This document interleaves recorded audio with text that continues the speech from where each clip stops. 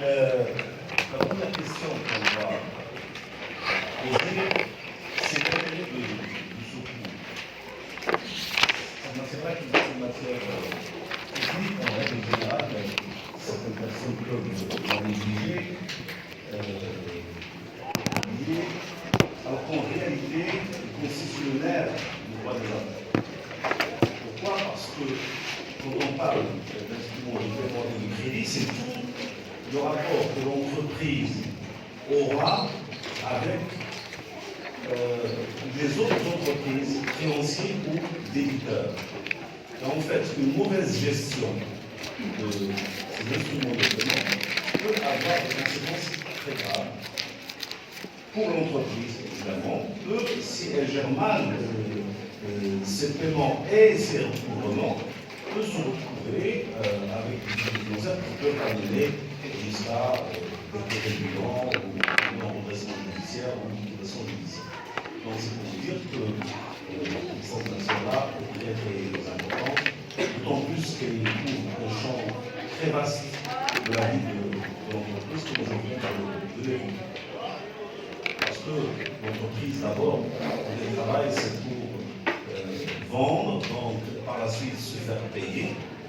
Évidemment, elle ne peut pas vendre sans avoir acheté, donc elle sera amenée à payer.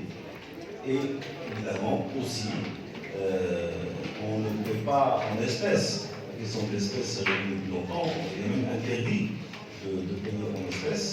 Le droit est interdit, il faut payer par un moyen quelconque, notamment le chèque. Alors quand on dit instrument de paiement et de crédit, la doctrine a pris l'habitude de distinguer entre deux types d'instruments de paiement. Une catégorie qu'on appelle les instruments bancaires, pourquoi? Combio, offert, ça vient de la banque, c'est-à-dire des instruments qui apportent un certain nombre de garanties dans l'usage, dans l'utilisation, avec des techniques de base.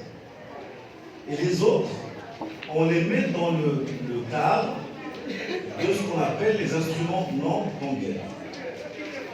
Mais il n'empêche pas moins que ces instruments qu'on appelle instruments non bancaires aussi sont soumis à des techniques et répondent à des normes qui font que l'usage, si vous voulez, de ces instruments de paiement se fait aussi en toute sécurité, ou du moins quand on a la maîtrise encore de l'aspect technique de l'instrument utilisé.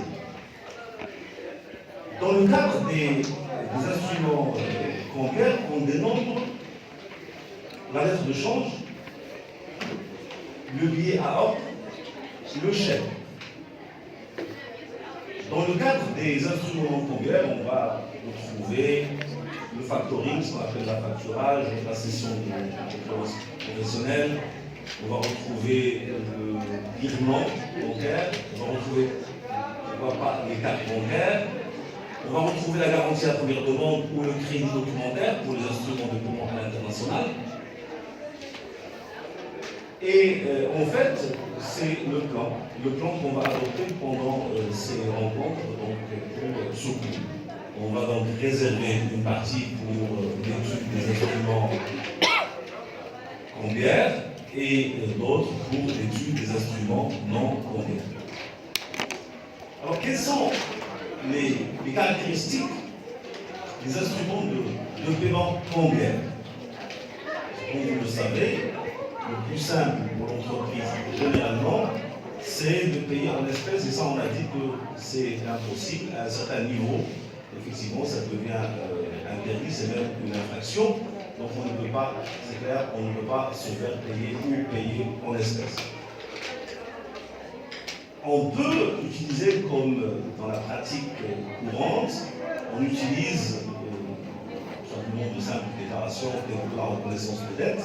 La reconnaissance de dette étant une déclaration, mais qui comprend une sorte d'engagement dans laquelle, je vais dire, reconnaissance de dette, je suis signé M. X certifie par la présente que je suis débiteur de la somme de à M. Y et je m'engage à lui rembourser à la base du jour. Je mets une date, je ne mets pas une date. L'essentiel, il n'y a pas de problème sur la forme, on peut établir la reconnaissance de dette de la manière qui nous convient. Donc on peut dire, pourquoi pas? Ça veut dire que la reconnaissance de dette peut être effectivement un moyen de régler et de régulariser les dettes entre entreprises, dettes et créances. Mais en fait, les choses ne sont pas aussi simples que cela. Parce que il y a une grande différence entre la reconnaissance de dette et les instruments de paiement colombiens. Pourquoi? Pour plusieurs raisons, et notamment la première, les titres fonciers, les titres de commerce colombiens, non pas fonciers, je suis parti, j'ai glissé dans le droit foncier, donc les titres de commerce, les effets de commerce, sont des titres formels. Donc, pourquoi on dit que ce sont des titres formels? Évidemment, quand je veux rédiger un effet de commerce, un chèque ou un billet à ordre, je dois le rédiger conformément à la forme qui est indiquée par le législateur. Je ne suis pas libre. Il y a une forme précise que je dois respecter. Alors que la reconnaissance de dette, je peux la rédiger comme je l'entends, comme je viens de le dire. Puisque je viens de dire que je peux rédiger ma lettre de ma reconnaissance de dette de la manière qui me convient. Je suis signé à ça. أشهد أن موقع السلام أنني مدين بفلان يبلغ 100,000 درهم ألتزم بالرجاء عن المبلغ إلى أجل لا يزيد عن كذا. Donc ça veut dire je peux faire, je peux rédiger, je peux signer, je peux légaliser, je peux ne pas légaliser. Il n'y a pas d'engagement, il n'y a pas de formalisme. Alors que les effets de commerce sont soumis à un formalisme précis. C'est pour ça qu'on dit que ce sont des titres formels. Ce sont des titres formels. Et s'il y a un vice de forme, ça peut entraver la valeur juridique de l'effet. Ce qui est très lourd. C'est très lourd parce qu'il perd de sa valeur. Alors que dans la reconnaissance de dette, ce qui importe, c'est le fond qui est important. On dit en matière de reconnaissance de dette que le fond l'emporte sur la forme. Le droit, parce qu'il tient au fond, le droit est incorporé au titre. Alors qu'en matière d'effet de commerce, la forme l'emporte sur le fond. Et d'ailleurs, ce n'est que une conséquence logique de l'appartenance. Parce que les effets de commerce sont soumis au droit commercial, le droit commercial lui-même est un droit formel, où la forme l'emporte sur le fond. La preuve, quand je me présente avec un chèque à une banque, je vais leur donner un chèque. Le banquier ne va pas appeler le tireur, c'est-à-dire celui qui est tenu de payer, on l'appelle le tireur. Il ne va pas l'appeler, est-ce que je dois payer, est-ce que vous avez reçu la marchandise? Vous comprenez ce que je veux dire? Ça veut dire que le banquier n'a pas le moyen de savoir. Je peux avoir un chèque de 1 million de dirhams, si le compte est crédité, on dit ça provisionné, ils vont me payer.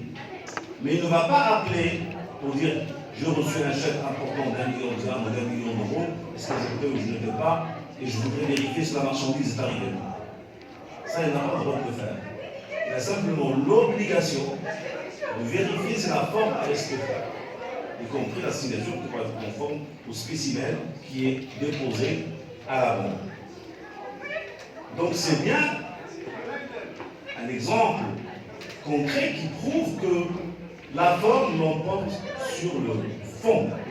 Et c'est pour ça qu'on dit que ce sont des titres formels, et d'ailleurs nous verrons comment, parce que nous allons voir quelle est en fait cette forme et jusqu'à quelles limites elle peut avoir son importance et avoir des conséquences sur la valeur juridique de l'effet utilisé. Quand je dis effet, je pense à l'effet de change, le chèque et le billard.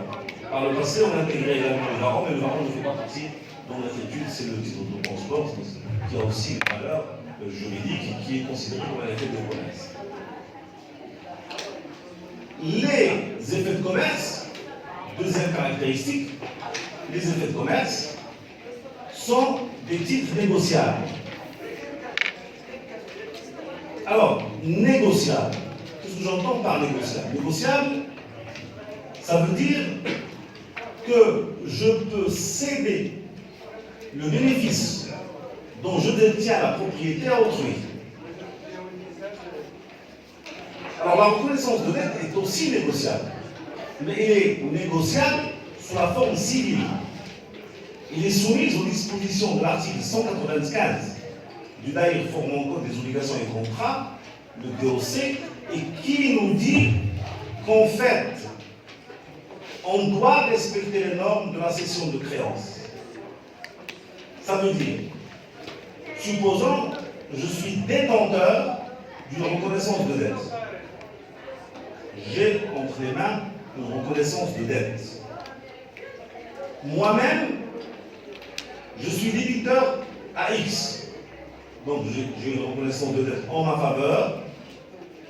C'est A qui me l'a remise. Et je voudrais remettre cette reconnaissance de dette à X. Pour lui dire, bon voilà, j'ai une reconnaissance de dette 100 000 dirhams. Je vous dois 100 000 dirhams, voici la reconnaissance. Je ne peux pas faire ça. Je ne peux pas faire ça pour la reconnaissance de dette. Je dois respecter l'article 195 relatif à la cession de créances. Et la cession de créances, c'est quoi? Ça veut dire je dois informer préalablement, je dois informer préalablement mon débiteur de mon intention de céder le titre que je détiens à son encontre à une autre personne. Il faut que ce soit par lettre recommandée avec accusé de réception, sinon par huissier. Donc vous voyez que c'est une démarche très lourde. Autrement d'ailleurs, ça peut avoir des conséquences sur la validité de la cession, et sur la création des effets juridiques escomptés. En matière d'effets de commerce, qui, comme je viens de le dire, sont des titres négociables, évidemment, la procédure est plus simple. Il suffit que je signe le titre pour transférer la propriété à autrui. Je peux le faire de manière nominative, je dis endosser à M. X. Je peux endosser de manière abstraite, à blanc, donc juste une signature, ça crée la cession, et je n'ai pas besoin d'informer. Quiconque, en fait. Celui qui détient le titre est propriétaire. C'est-à-dire, si j'ai un chèque endossé, le débiteur, qu'on appelle le tireur, n'a pas le droit de me dire oui, mais je ne vous connais pas, je n'ai pas à vous payer. Parfois, des gens vous disent oui, mais je ne connais pas comment ça se fait, ils se présentent pour avoir paiement du chèque. Ah ben, ce n'est pas aussi simple que ça, c'est parce qu'en fait, il a été endossé. Et dans l'endossement, le bénéficiaire initial n'a pas l'obligation d'informer selon les termes de l'article 195. Pourquoi?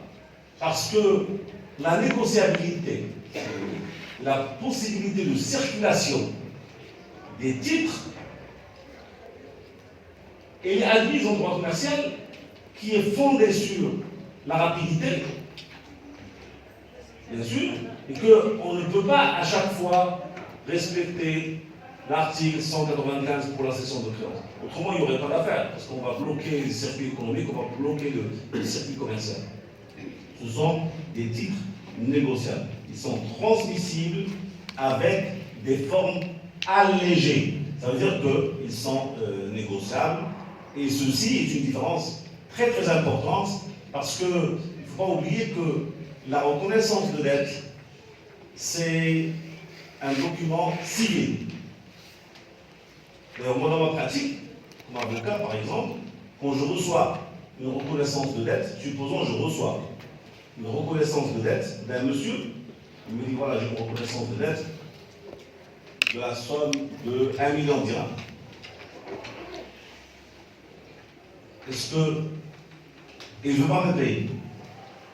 Et parallèlement, je reçois de la même personne une lettre de change qui est revenue impayée et il me dit voilà, j'ai aussi une lettre de change et je n'arrive pas à me faire payer.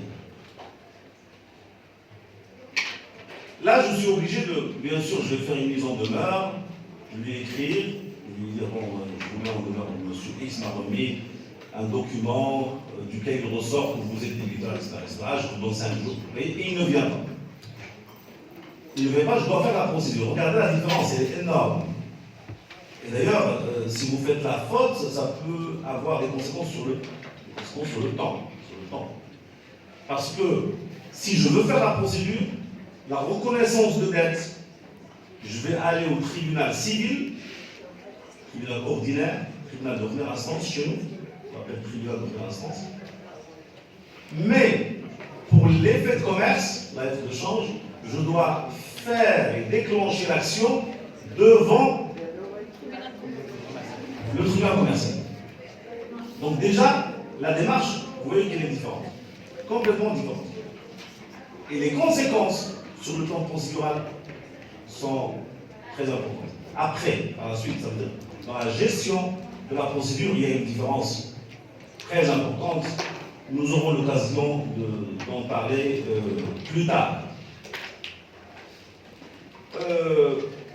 Les effets de commerce, parce que ce sont des documents cambiaires, ce sont des titres cambiaires, ont pour principe d'apporter, d'assurer une certaine sécurité aux utilisateurs. Il y a plusieurs principes qui peuvent illustrer ce propos, notamment le principe de la solidarité des co-débiteurs. Alors, le principe de la solidarité, vous le connaissez, puisque vous l'avez étudié en première année. Solidarité en matière commerciale, c'est une solidarité parfaite, ça veut dire qu'en fait, les co-débiteurs sont tenus de payer l'un quelconque doit payer à charge pour celui qui a payé de se retourner contre les autres. Quand il n'y a pas solidarité ou celle-ci ne se présume pas, ça veut dire que, en fait, chacun assume à hauteur de la part, simplement de la part dont il est responsable, sa part.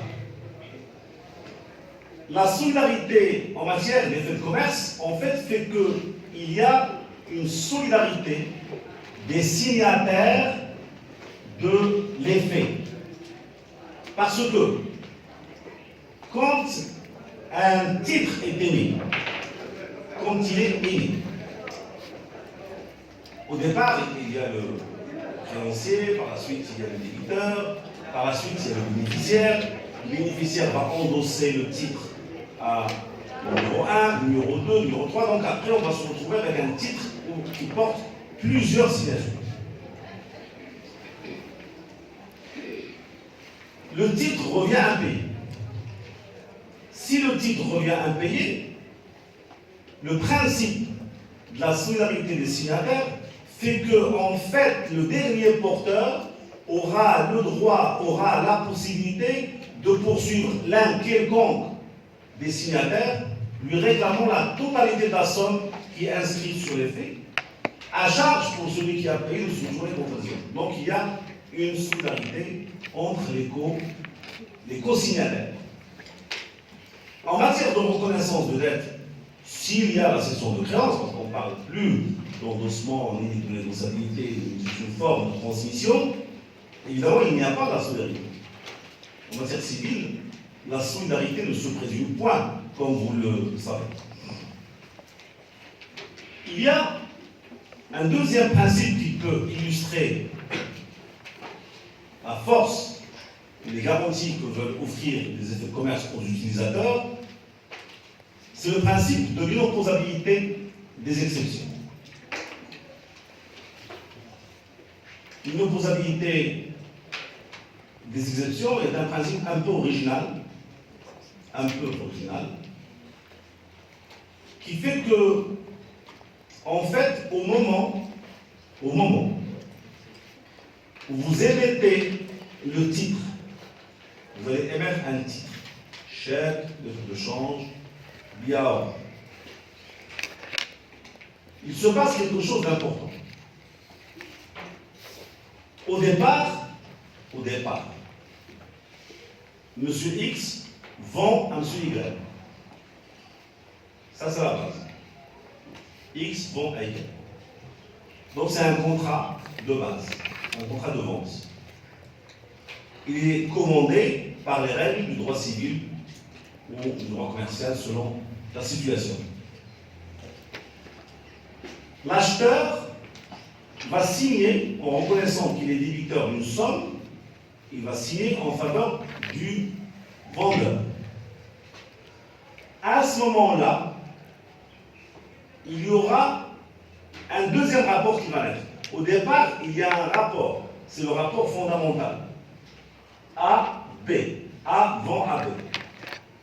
B est débiteur. Il signe la lettre de change, il va se créer un deuxième rapport qu'on appelle le rapport cambiaire. Donc il y a, si vous voulez, deux rapports sont perpendiculaires. Perpendiculaires, comme ça.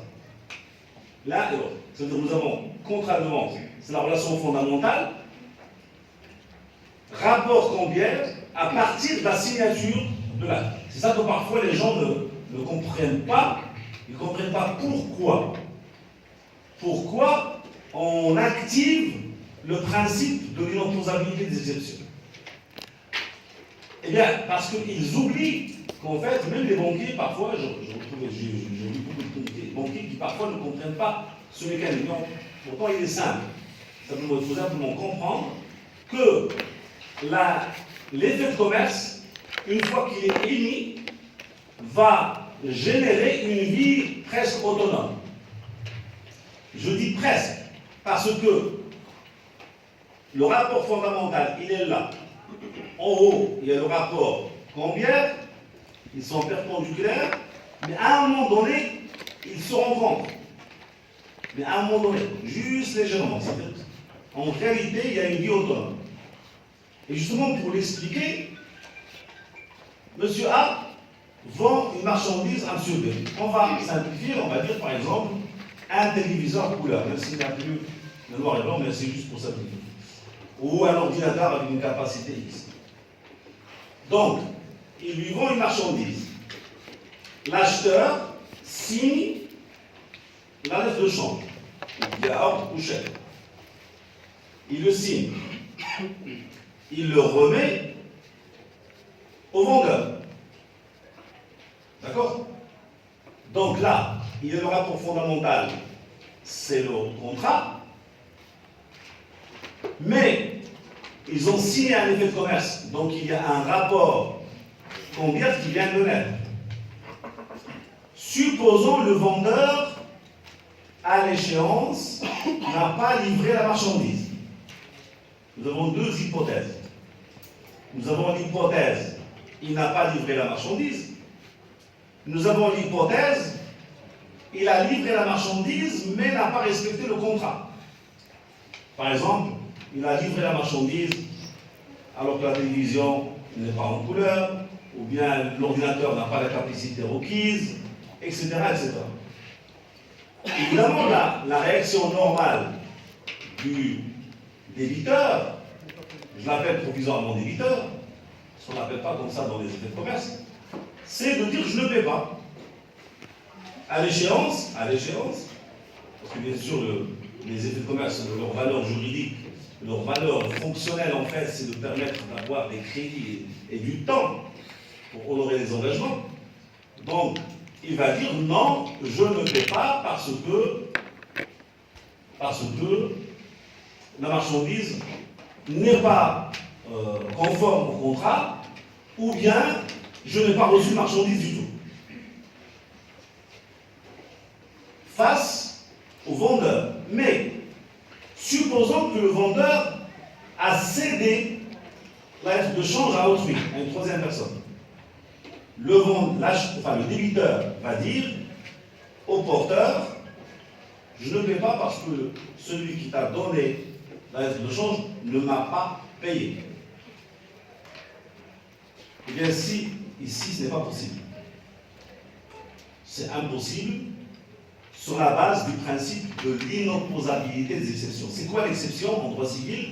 L'exception, c'est le moyen de défense. D'habitude, les exceptions sont opposables. Ça, c'est le principe. Mais en matière d'effet de commerce, les exceptions sont inopposables. Ça veut dire que le débiteur ne peut pas dire, et on peut le dire différemment, le débiteur de la lettre de change ou de l'effet de commerce ne peut pas opposer au porteur les mêmes exceptions qu'il pouvait opposer à son co-contractant direct. Et d'ailleurs, nous avons eu beaucoup d'exemples dans ce sens. Un établissement hôtelier à Marrakech, très connu, il a passé commande pour la rénovation de son matériel informatique pour 1,5 million de dirhams.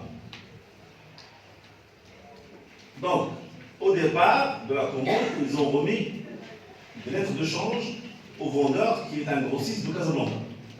Donc, il reçoit les lettres de change. Et il s'est engagé dans un mois à apporter le matériel. 1 mois, 2 mois, 3 mois, 4 mois, jamais le matériel n'est arrivé. L'hôtel a fait opposition contre le paiement des lettres de change. Donc, quand les lettres de change, un jour, sont arrivées. Quelques mois plus tard, ils sont arrivés à la banque. Pour 1 500 000 dirhams. Le directeur de l'hôtel est allé à la banque en disant, attention, j'ai fait opposition parce que cette lettre de change, ces lettres de change, correspondent à une marchandise que je n'ai pas reçue. L'autre lui dit, mais je n'ai rien à faire. Ça, vous devez le dire au vendeur. Celui qui a apporté les lettres de change, c'est la banque du vendeur. Le vendeur supposé, puisqu'il n'a pas livré la marchandise. Il ne comprenait pas, il dit, comment ça se fait, je n'ai pas reçu la marchandise. Et je dois quand même payer. Quand même, je dois payer les effets de commerce. C'est autre chose, c'est illogique. C'est illogique, mais c'est juridique. Parce que il s'agit d'un rapport autonome par rapport à... Ça veut dire qu'il doit payer le porteur quand il est de bonne foi. Parce que s'il est de connivence, il y a un travail à faire. Mais s'il est de bonne foi, oui, il doit être payé. Qu'est-ce qui reste entre les mains de l'hôtel? Il lui reste simplement la possibilité de faire une action contre le vendeur, soit une action civile en dommages et intérêts, mais dans l'exemple, réellement, dans l'exemple de cette société grossiste, ils ont fait faillite, ils sont partis, alors il n'y a plus de société, il y avait des escrocs, soit, et dans leur cas c'était le mieux, c'est de faire une plainte pénale contre les dirigeants de l'entreprise. Plainte pénale, au moins le procureur va essayer de les trouver, de les poursuivre, etc. Donc c'est pour vous dire que l'opposabilité des exceptions, c'est un principe qui, au départ, pourquoi il a été instauré? Il a été instauré pour apporter plus de sécurité dans l'usage. Parce que s'il n'y a pas ce principe, c'est-à-dire à chaque fois que quelqu'un va recevoir sous forme d'endossement une lettre de change, il va dire, ah, mais je dois vérifier, est-ce que la marchandise est livrée, est-ce que vous avez livré la marchandise, on va rentrer dans les détails qui vont bloquer les affaires. Or là maintenant, non, on est dans une discussion, allez, je vous sais, endossement, tac, les affaires chaudes. Voilà, c'est parce que c'est conforme à l'esprit des affaires et du droit commercial. Donc le principe de l'inopposabilité des exceptions. Simplement, je dois dire une chose, c'est que pour que le principe soit activé, il faut qu'il y ait endossement. D'ailleurs, à l'hôtel, je l'avais écrit, il m'avait consulté pour cette affaire-là. Ils m'ont dit on ne comprend pas, etc., etc. Bon, bien sûr, quand vous êtes avocat, vous allez toujours chercher une solution. Vous n'allez pas simplement dire la loi c'est ça. Parce que dans ce cas, il n'y a pas de réactivité. Vous êtes obligé de réfléchir à la même chose. Bon, c'est possible, dans la limite du possible. Autrement, vous leur dites à la base, vous devez payer. À la base, vous avez l'obligation de payer parce que vous n'avez pas pris les mesures nécessaires. Et les mesures nécessaires, c'est qu'il fallait émettre le titre et transcrire l'interdiction d'endosser le titre. Parce que c'est possible. Vous marquez en haut, vous voyez ça parfois dans les chaînes. Vous marquez non endossable. Si vous marquez non endossable, là, dans ce cas, le bénéficiaire direct ne peut pas le transmettre. Et s'il le transmet, il le transmet sous la forme civile. C'est terrible. C'est-à-dire qu'en fait, regardez la technicité, je vous ai dit que c'est une matière technique, c'est un domaine technique. Ce n'est pas par hasard, parce qu'on valse entre des notions et des principes de droit incroyables dans une seule matière. Donc ce qui fait que si vous marquez non endossable et qu'il est endossé quand même, en fait l'autre n'aura reçu qu'une sorte de reconnaissance de dette. Et dans ce cas, le principe de l'inopposabilité des exceptions ne jouera pas. On va dire non, on ne paie pas parce que la marchandise n'a pas été livrée. Et si c'est le vendeur direct, ce principe ne joue pas vis-à-vis du vendeur direct. La seule chose qui joue, c'est que avant la signature de l'effet, c'est au vendeur de prouver qu'il a livré la marchandise. Après la signature de l'effet, il y a renversement de la charge de la preuve et c'est à l'acheteur, débiteur, de prouver qu'il n'a pas reçu la marchandise. Là, renversement de la charge de la preuve. Donc ça, c'est une solution. Ça veut dire que pour les gens, quand vous avez un contrat à passer et que vous n'êtes pas sûr de votre vendeur, au moins vous le cadrez. Vous le cadrez en mettant non endossable. On le met habituellement NE, mais il vaut mieux l'écrire. Parce que parfois le banquier vous dira j'ai pas vu la mention NE. Donc vous marquez de manière totale et vous le soulignez, comme ça il assume sa responsabilité, et c'est la responsabilité de la banque. Parce que quand ils vont effectivement accepter un chèque ou une œuvre de change ou bien avec la mention non endossable, ils assument leur responsabilité. S'ils payent parce que l'argent est disponible, ils assument leur responsabilité. Donc, ça c'est le premier point. Deuxième point pour cet hôtel, en fait, il y avait un petit moyen, c'est que après vérification, une petite enquête, on a découvert que la société grossiste était en difficulté financière. Or, ce n'est pas normal que la banque ait accepté d'escompter. L'escompte, c'est quoi? L'escompte, en simplifiant au maximum, c'est-à-dire j'ai un titre, je le donne à ma banque, l'échéance c'est dans 6 mois, et ma banque me donne l'argent tout de suite, déduction faite d'une commission, et c'est elle qui devient propriétaire. Par la suite, elle va elle-même se présenter au paiement. Donc il y a quand même endossement. Mais la banque n'a pas le droit d'escompter les titres d'une société en difficulté ou notoirement en difficulté. Parce que celle-là, elle était en difficulté. Donc là, il y avait moyen d'attaquer la banque en disant vous avez tort, vous êtes complices, vous saviez qu'ils étaient en difficulté, vous avez accepté quand même de financer. C'est ce qu'une de mes étudiantes a soutenu récemment, un doctorat qu'on a appelé, il travaille au fisc, aux impôts.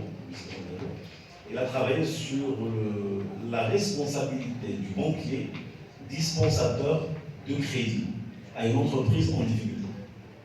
Vous trouverez la logique. Donc, c'était une belle thèse, et donc, effectivement, on a abordé ces points-là. C'est quand il y a la mauvaise foi de la banque, effectivement, on peut échapper au principe, mais c'est vraiment exceptionnel. C'est-à-dire c'est prévisible. Vous n'y échappez pas à 100%, simplement vous engagez la responsabilité de la banque Et ce que vous avez payé de ce côté, vous pourrez le récupérer de ce côté par le biais de la responsabilité des dommages et intérêts. Voilà, mais ce n'est pas tout à fait, bon exemple, il fallait quand même payer. Par la suite, c'est une action qui a été. Donc, alors, la question se pose concernant la responsabilité, pendant la législation en vigueur en matière d'effets de commerce.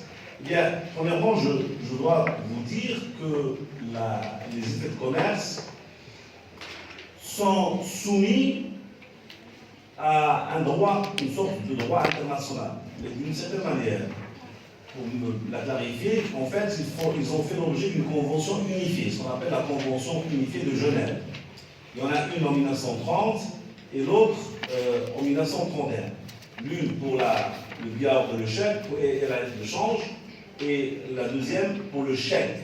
Pourquoi? Parce que les acteurs internationaux ont pensé qu'il fallait mettre en place une législation internationale qui va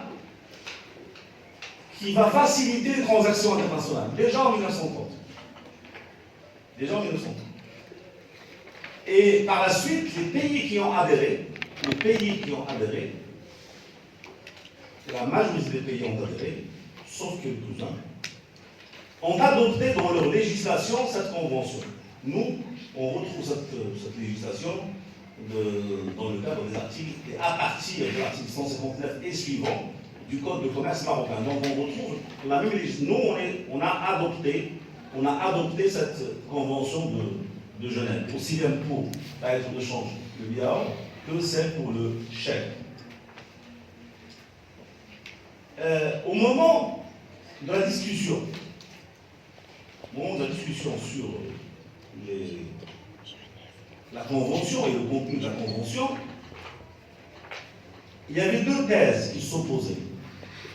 L'une qui vient des pays, donc la France notamment, et l'autre qui vient des pays germaniques.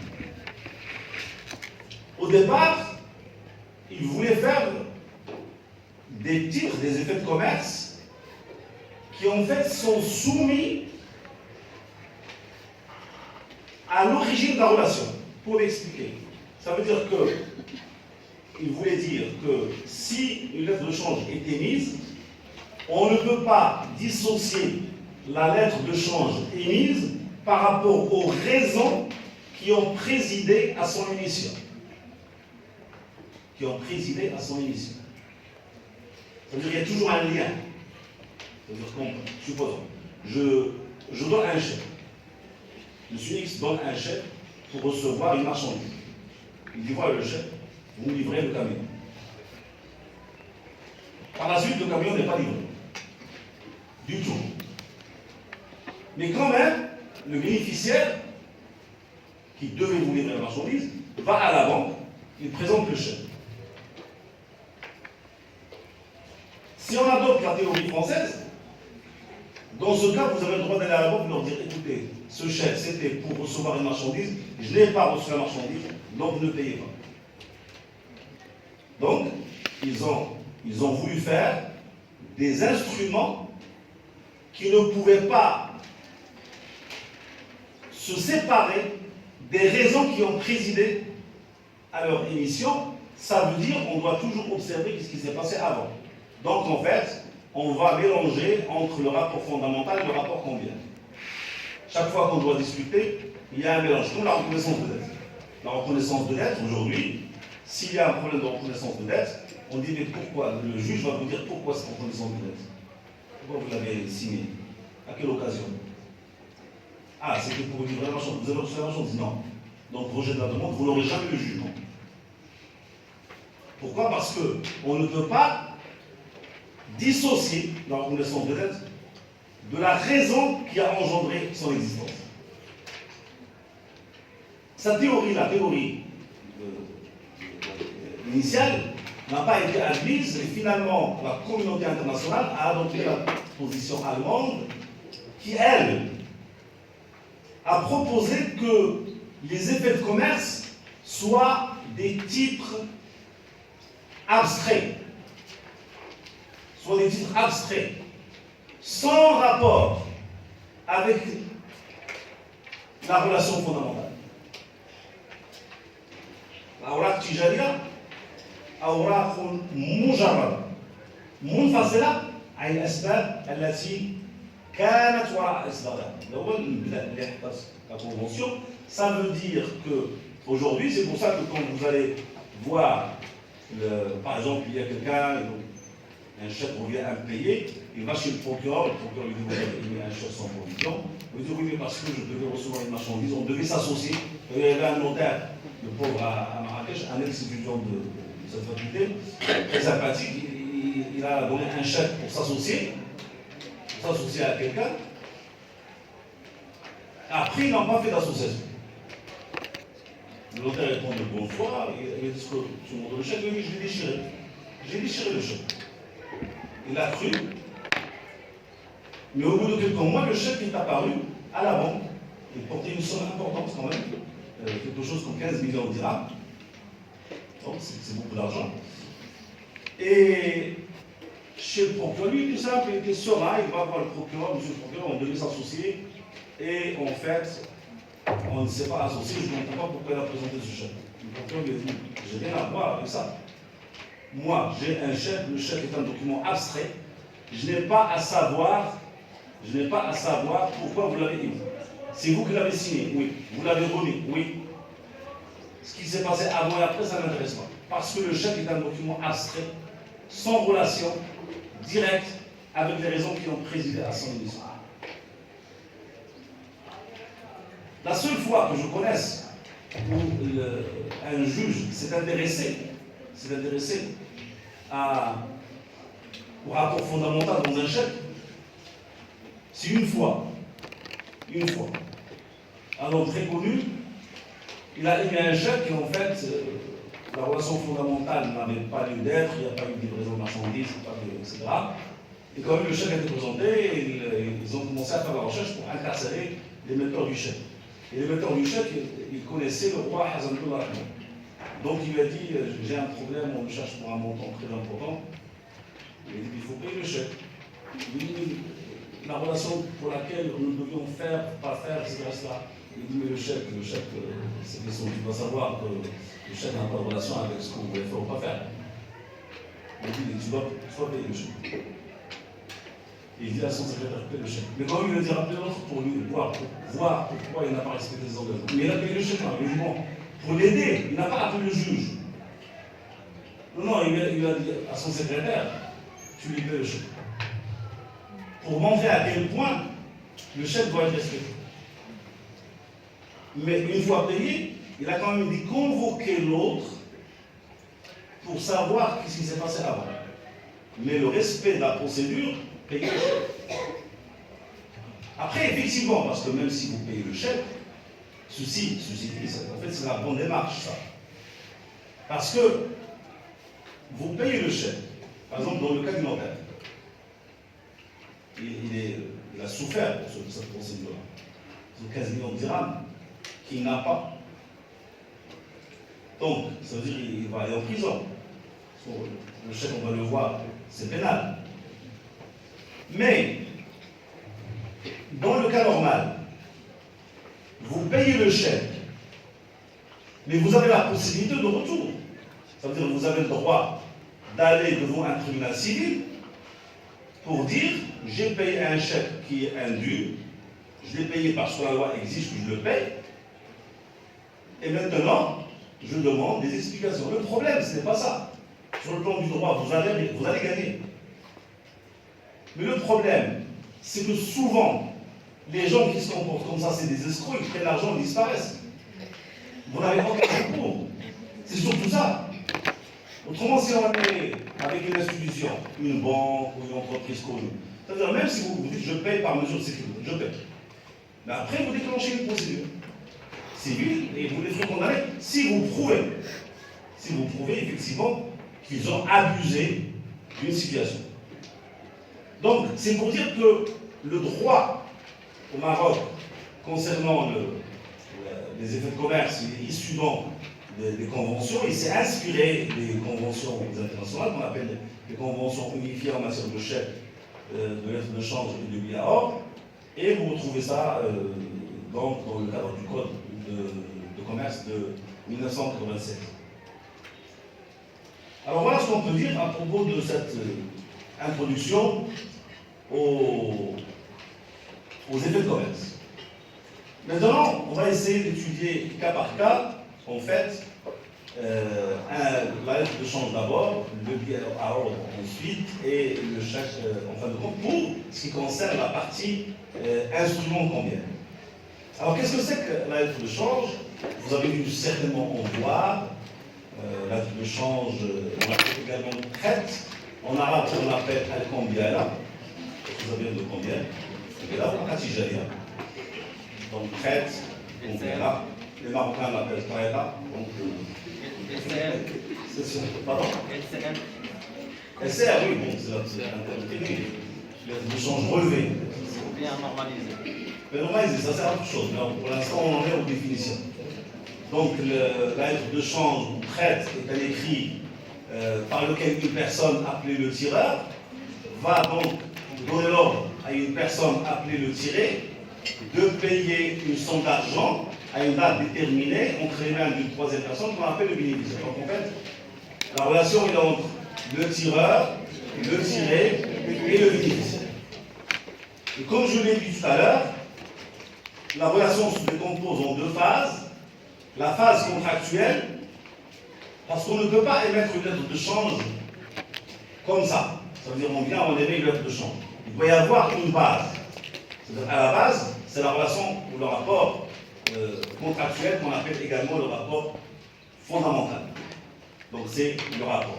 Après, comme généralement les commerçants dans leurs affaires, ils ont besoin de délai, évidemment, ils vont émettre une lettre de change, c'est la phase combien. Donc, le créancier va émettre une lettre de change dans laquelle il donne l'ordre au tiré de payer une somme d'argent, soit à lui-même, si c'est le tireur bénéficiaire, soit à quelqu'un d'autre, si c'est un bénéficiaire, en lui disant de payer cette somme.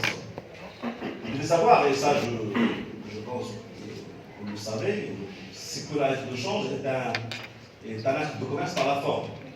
De toute façon, c'est un acte de commerce par la forme. Donc c'est pour ça qu'on parle toujours d'un document instrument commercial. Alors, sur le plan de la terminologie, le tireur, c'est celui qui émet la lettre de change. Le tiré, c'est celui qui reçoit l'ordre de payer une somme déterminée. Le bénéficiaire ou le tiers, parce que ça peut être le tiers ou le porteur, qui lui a reçu par endossement, soit le bénéficiaire direct. Le rapport entre le tireur vendeur et le tiré acheteur s'appelle le rapport de la provision. C'est la créance du tireur sur le tiré. On l'appelle provision. Et le rapport fondamental, la valeur fournie, pardon, c'est en fait le rapport entre le tireur vendeur et le bénéficiaire. On appelle ça la valeur fournie. Mais dans la pratique, la valeur fournie n'a pas beaucoup d'importance. Ce qui est important, c'est la provision. Parfois, vous avez des lettres de change sur lesquelles on va essayer de faire référence à la valeur fournie, ou même à la provision. Mais théoriquement, vu que c'est un document abstrait, il n'est pas nécessaire de faire référence à quoi que ce soit. Ça veut dire, la lettre de change, c'est un document abstrait. Il suffit de respecter la forme. C'est surtout ça. Si la forme n'est pas respectée, évidemment ça crée des problèmes. Alors, comme la lettre de change, c'est un document abstrait, et de forme, et formelle, évidemment, on doit s'interroger sur les conditions de validité. D'abord, les conditions de forme, essentiellement les conditions de forme. Là, il suffit que je vous invite à lire l'article 159 du Code de commerce qui nous donne les mentions obligatoires. Sachez qu'il y a des mentions obligatoires et il y a aussi des mentions facultatives qui ne sont pas moins importantes parce qu'ils ont une importance aussi dans la pratique, même dans la pratique juridique. Donc, premièrement, dénomination de lettre de change, je vais les parcourir. Ça veut dire que dans la lettre de change, en fait, vous allez dire veuillez payer contre sa lettre de change la somme de. Bon, pourquoi le législateur et la Convention de Genève ont au départ fait référence des mentions obligatoires? Bien sûr pour le législateur de chaque pays, mais aussi parce qu'avant on pouvait rédiger nous-mêmes la lettre de change. On prenait un papier, on le rédigeait. Bon, mais après, on achetait des carnets où il y avait des lettres de change et on les remplissait. Et ça posait beaucoup de problèmes, il y a beaucoup d'erreurs. Maintenant, en fait, les lettres de change sont fournies par la banque, comme les chéquiers. Vous avez le carnet de chèque, vous avez le carnet de lettres de change pour les commerçants. Donc, déjà à la base, c'est fait par des professionnels. Mais ça ne veut pas dire qu'il n'y a pas de problème, parce qu'il faut quand même bien remplir. Parfois, vous avez des gens qui ne remplissent pas. Moi, j'ai eu plusieurs cas de lettres de change avec lesquels je me trouve bloqué parce qu'ils n'ont pas rempli, et puis je n'avais pas le droit de remplir. Parce que les gens, ils ont gardé leur photocopie, donc si vous rajoutez une phrase, ça devient un faux usage de faux. Donc il faut quand même faire attention. Il vous donne un titre, s'il n'est pas rempli, vous revenez chez le débiteur pour remplir.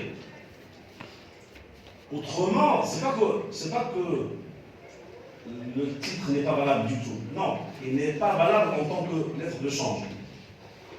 Mais il vous oblige à passer par des procédures un peu plus complexes, mais ça, on le verra plus tard. Donc d'abord, lettre de change. Donc il faut la mention obligatoirement. Veuillez payer contre sa lettre de change à son nom. Montant pur et simple de payer une somme déterminée, bien évidemment, parce que ça porte sur une somme d'argent. Il faudra quand même mentionner qu'il s'agit d'argent. Il faut le mentionner. Et montant pur et simple. Quand je dis montant pur et simple, ça veut dire qu'il ne faut pas qu'il soit soumis à une condition. Vous ne pourrez pas dire veuillez payer contre sa lettre de change la somme de 100 000 dirhams sous la condition que je reçois la marchandise. Là, le mandat, al-amru najiz bi'ada'i mablaghin mu'ayyan. Al-amru najiz bi'ada'i mablaghin mu'ayyan. Si je dis une condition, ou je soumets à une condition, elle va perdre, ça va, on va faire. L'indication de la date et du lieu de création de la lettre de change. Bon, alors, l'indication de la date, elle est importante parce que, premièrement, elle permet de calculer le délai de prescription, étant donné que le délai de prescription il est plus court pour une reconnaissance de dette. La reconnaissance de dette, c'est un document civil, donc elle est soumise à la prescription de 15 ans, alors qu'ici, grosso modo, la plus longue des prescriptions, c'est 3 ans. Mais il y a même des prescriptions de 6 mois pour la lettre de change. Mais le délai générique, c'est 3 ans. Ce n'est pas 5 ans, même si on est en droit commercial.